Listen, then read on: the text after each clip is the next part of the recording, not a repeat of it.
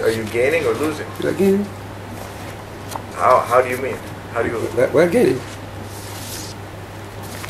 We're gaining, we're not losing.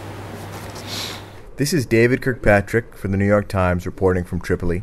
This morning at around midnight, I met at a Radisson Hotel in downtown Tripoli with Saif al-Islam al-Qaddafi, the son of the Libyan leader Colonel Muammar al-Qaddafi. It was a media war from day one, with a character assassination, with lies, rumors, false reports. He insisted that the Qaddafi government forces inside of Libya were only growing stronger, despite incremental gains by the rebels on now 3 fronts around the country.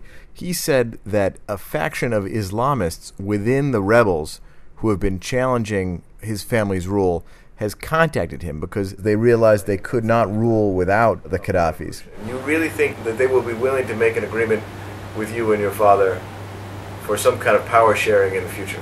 Yes, they told us this.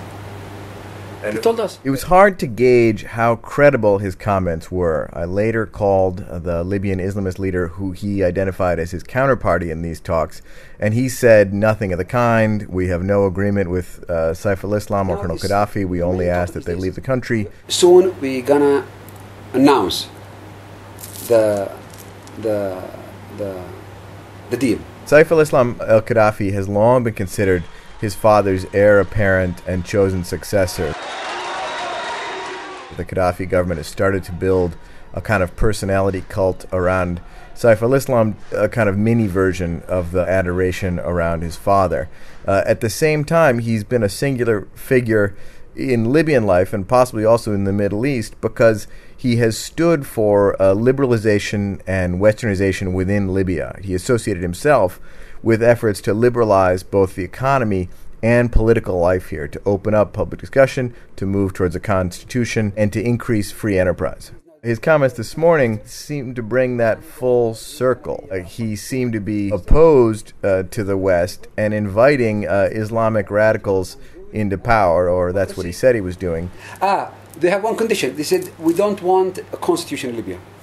Constitution is against Islam. Said, please, we don't want constitution. Really? Yes. The Islamists in Egypt don't say that a constitution is against Here Islam. they say the constitution. We want Quran. Constitution is not. And are you okay with that? That's not a problem for you? Who cares now about constitution? First, stop the war, and then we talk about constitution. But this is one of their ideas. Said, we don't want constitution. It's not important. And he seemed to almost relish doing that in the face of the Western powers. He also returned to the question of why, of all the countries in the Middle East where there is rebellion or strife or dictatorship, it was in Libya that the Western powers decided to intervene. And by the way, why nobody is intervening in Algeria? There are still rebels fighting there, or in Mali, or in south of Philippines, or the army of God in Uganda, or the rebels of in the delta of Niger in Nigeria. We have rebels everywhere. In Chechnya, in Abkhazia, in Pask,